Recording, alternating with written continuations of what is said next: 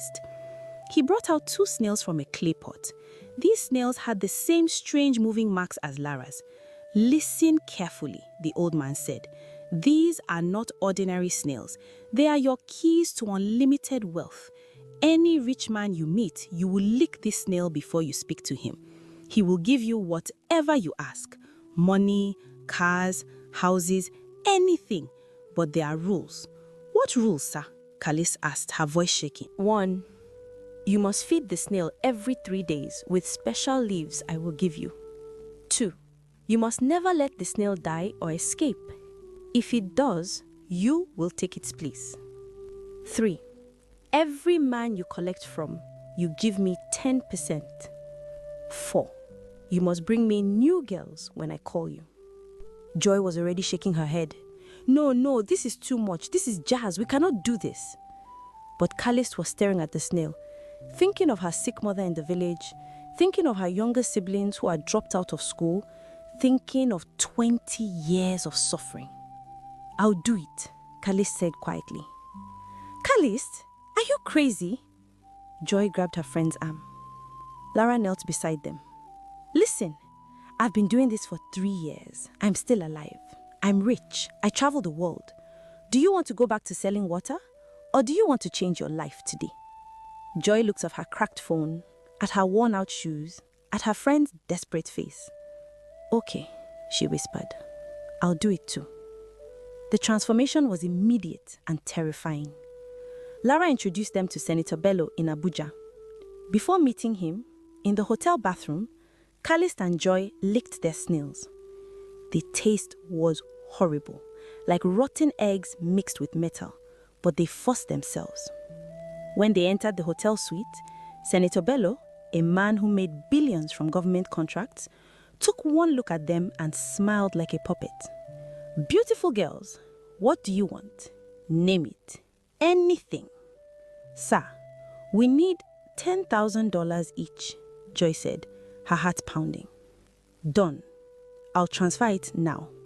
Just like that. No questions, no bargaining. Like a robot obeying commands. Outside the hotel, Calist and Joy checked their account and screamed. The money was there. Real money. American dollars. "Joy! Joy! We are rich! We are actually rich!" They hugged and cried and laughed like mad women. Over the next few months, they met politician after politician, businessman after businessman, married men, single men, old men, young men. Everyone gave them money, cars, jewelry, houses. Calist bought her family a house in the village. She sent her siblings back to school. She bought her mother a car. Joy got herself an apartment in Lekki and a brand new Mercedes-Benz. They were living the dream. The snails sat in their expensive apartments, sometimes fed, sometimes forgotten, but always watching. It started with Lara. One night, Lara called Joy, her voice panicked and breathless. "Joy, I'm in trouble. Some boys are after me. I collected money from the wrong person. His sons found out. They are coming for me. I have to disappear. Tell Calist I'm sorry. Tell her to be careful. The snail, it demands payment eventually. It always does."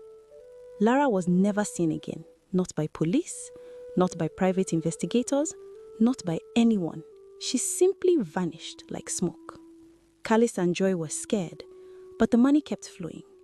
They told themselves Lara was just being dramatic. They told themselves they were smarter. They told themselves they could stop anytime they wanted. But addiction is a quiet killer.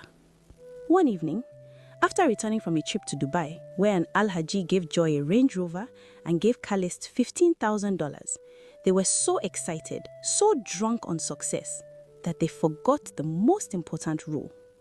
They forgot to feed their snails. For 3 days, the snails sat in their boxes, hungry, angry, waiting.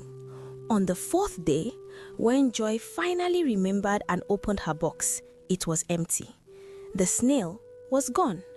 Calist, my snail is missing." Calist ran to her own room. Her box was also empty. Both snails had escaped. They tore their apartment apart searching.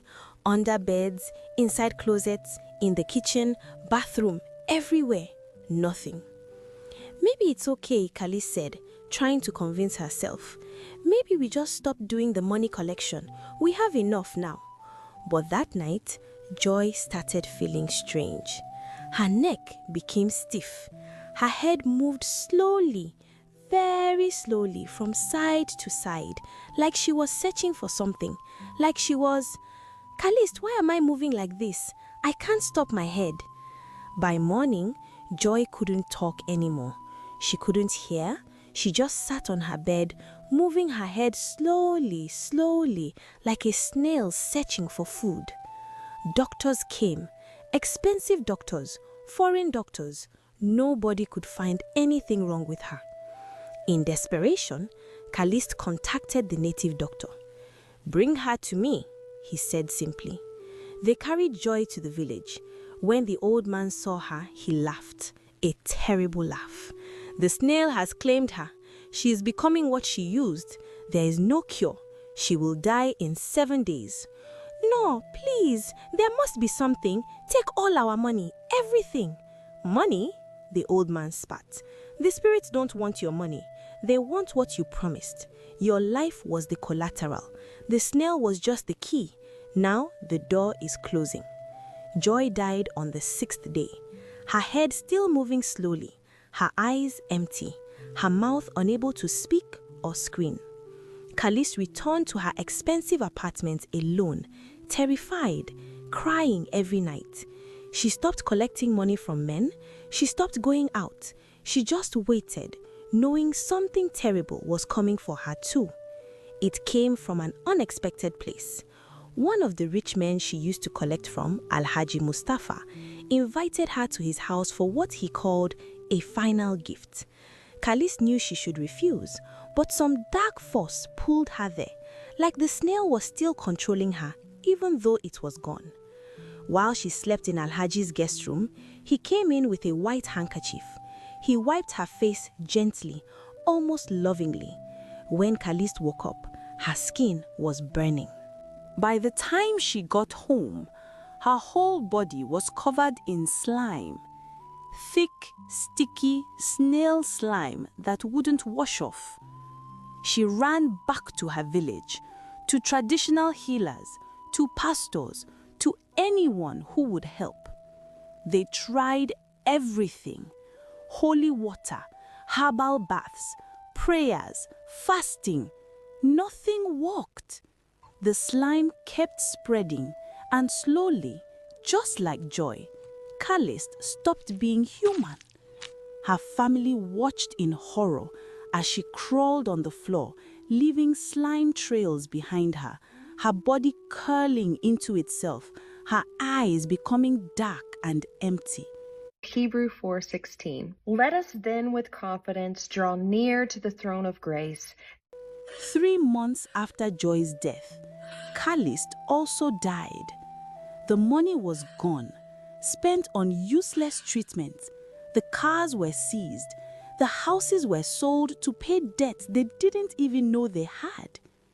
Everything they built on that cursed foundation crumbled to dust.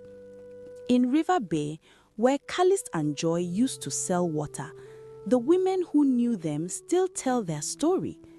They tell it to young girls who dream of quick money. They tell it to daughters who watch influencers online and want that life. You see that girl posting designer bags? Ask her where the money comes from. Real money has sweat on it. Real success takes time. Anything that makes you rich overnight will make you poor forever. And some things are worse than poverty, like losing your soul, like becoming a snail.